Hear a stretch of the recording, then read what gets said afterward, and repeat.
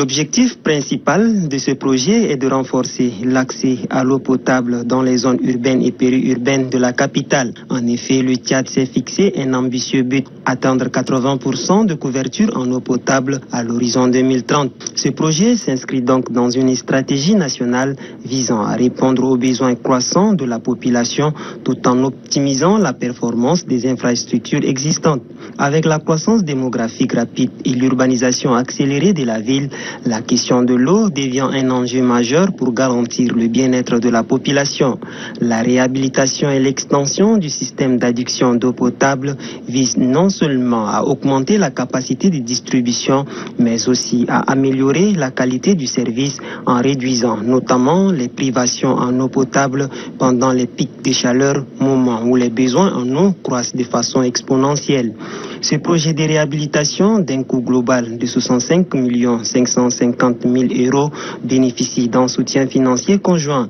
Il est cofinancé par plusieurs partenaires, notamment Invest International, l'Union européenne, l'Agence nationale de développement et l'État tchadien. Cette mutualisation des moyens d'action témoigne de la volonté commune d'œuvrer pour un développement durable du pays et de répondre aux besoins essentiels de la population.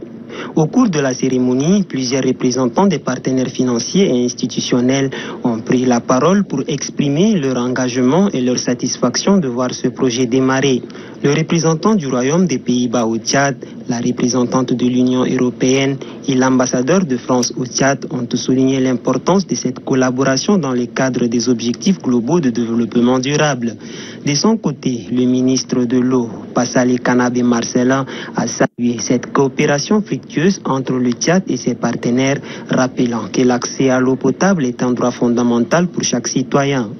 L'accès à l'eau potable pour tous fait partie des préoccupations internationales et demeure un enjeu sanitaire et économique important, puisque nous savons tous, l'eau c'est la vie.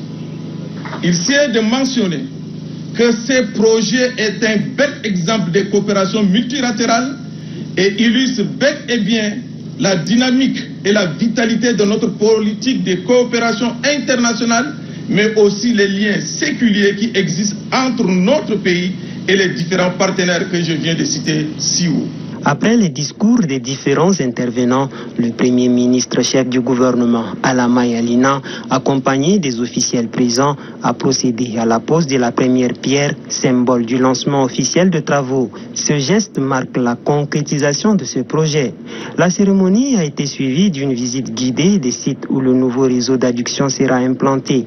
Le Premier ministre a pu observer les zones clés qui seront concernées par les travaux et a pris connaissance des défis techniques liés à la réalisation de ces vastes chantiers. À la fin de la visite, Alama Yalina a exprimé ses impressions devant les médias. Il s'est dit confiant quant à la réussite du projet et a rappelé l'importance de l'eau dans le développement socio-économique du pays.